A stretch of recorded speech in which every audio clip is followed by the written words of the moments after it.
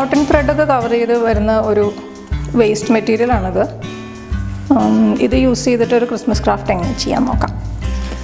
ഇതിൻ്റെ മുകളിൽ red colour എടുക്കാം ഫസ്റ്റ്. ഇത് മാക്രമേ ത്രെഡാണ്. അപ്പോൾ ഇത് സെപ്പറേറ്റ് ചെയ്തെടുത്തിട്ട് ഇങ്ങനെ ഇവിടുന്ന് ഊരി എടുത്തിട്ടാണ് ക്രാഫ്റ്റിൻ്റെ താഴെ നമ്മൾ ഫിക്സ് ചെയ്യുന്നത്.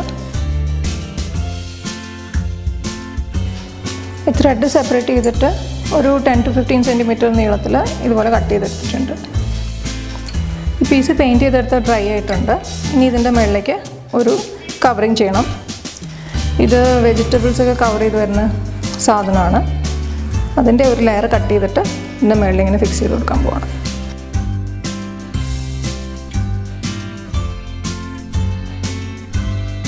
ഇതിനെ ഇങ്ങനെ ഇതിൽ ചുറ്റിയെടുക്കാൻ പോവാണ്.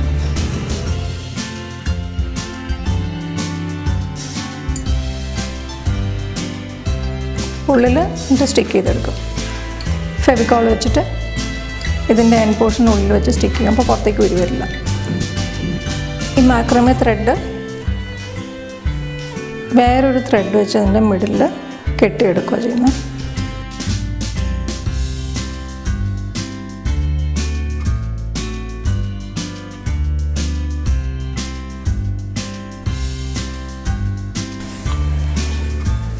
ഇത് ഗ്ലൂ ഗൺ യൂസ് ചെയ്തിട്ടാണ് ഇതിൻ്റെ ഉള്ളിൽ ഫിക്സ് ചെയ്യുന്നത്.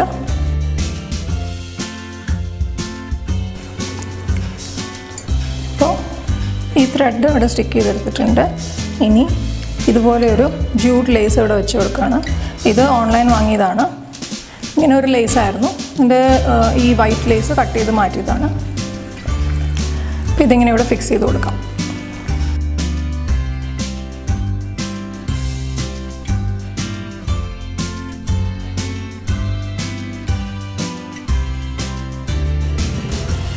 ഇപ്പോൾ ഈ ലേസ് വെച്ച് കവർ ചെയ്തെടുത്തിട്ടുണ്ട്. ഈ റെഡ് കളർ ഒട്ടും താഴെ കാണാത്ത രീതിയിലാണ് കവർ ചെയ്തെടുത്തത്. ഇനി ഇവിടെ ഒരു ബീഡ് വെച്ച് കൊടുക്കാൻ പോവാണ്, സാന്റ ക്ലോസിൻ്റെ നോസ് പോലെ. ഈ ബീഡാണ് നമ്മൾ ഫിക്സ് ചെയ്യുന്നത്. ഇതിൻ്റെ ഹോള് കാണാത്ത രീതിയിൽ ഇങ്ങനെയാണ് ഫിക്സ് ചെയ്യുന്നത്.